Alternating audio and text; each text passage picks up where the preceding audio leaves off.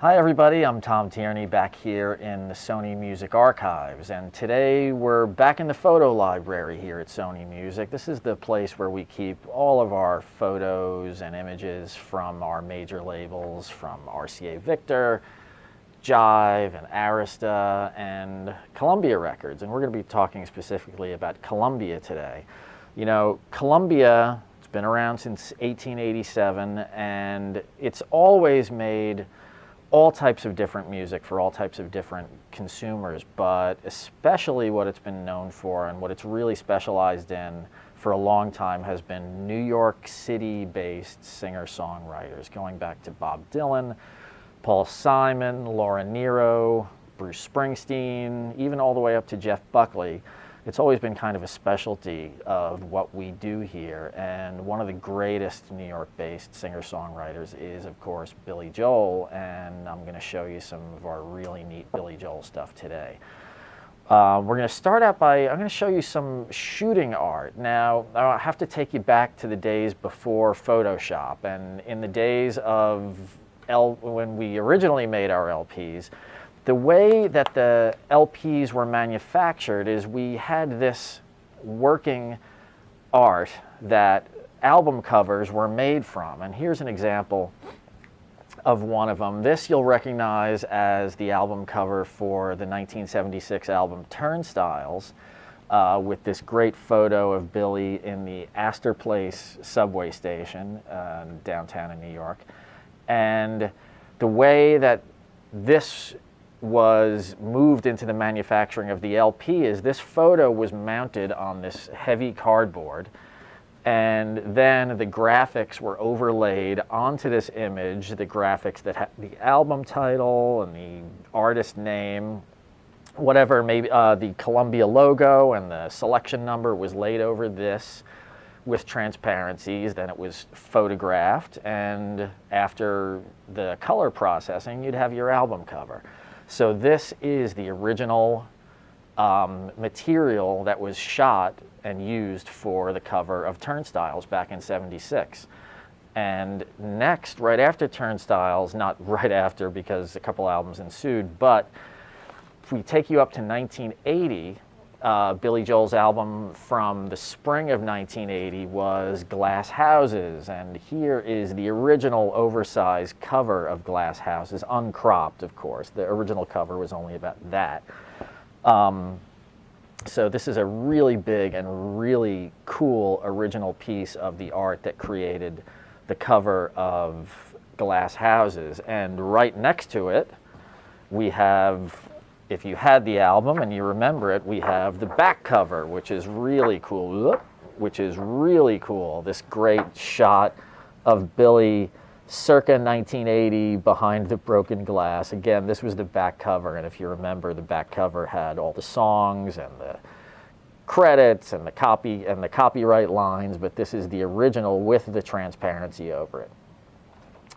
Just a couple more of these that we have, just because they're all so cool, and we're really lucky to still have this material specifically for Billy Joel. So here is the great cover for Songs in the Attic from 1981, one of my favorites.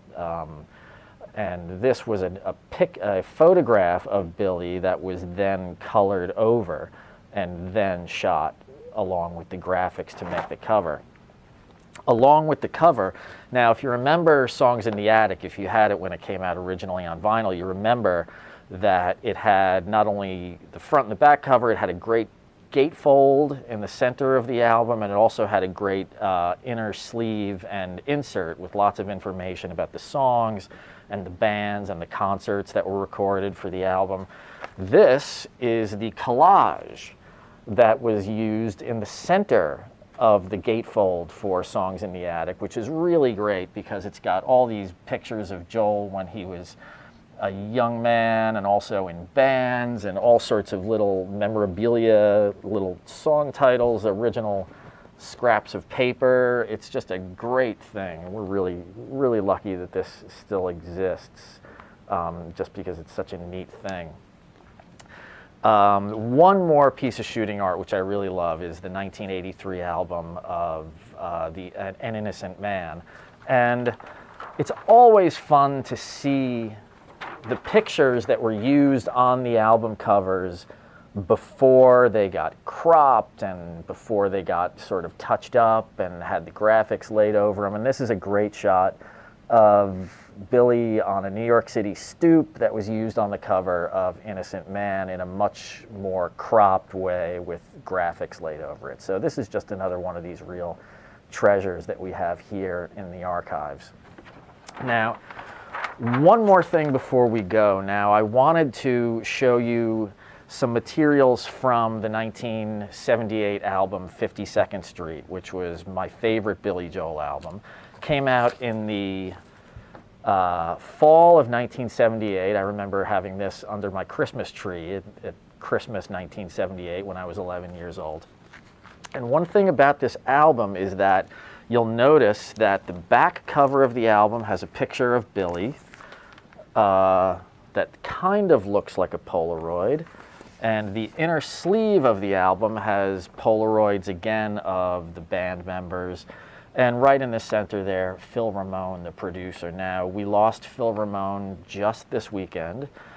He was an incredibly talented and influential and beloved figure, certainly here at Sony, but all over the music business. And I sort of wanted to pay tribute to Phil by showing you all these. And these are the Polaroids that were used on the cover. That's the cover Polaroid for 52nd Street. And these other Polaroids that were used in various other places on the back cover and on the inserts. And these are just some really nice Polaroids of Phil together with Billy during the recording sessions. You can see them sort of working out arrangements and doing their thing.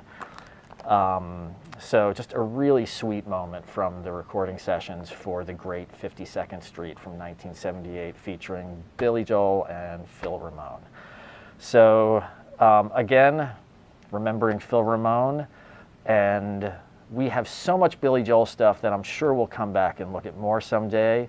But for now, I hope you enjoyed a walk through the Columbia archives of Billy Joel materials. And again, I'm Tom Tierney, and I'll see you next time on LegacyRecordings.com.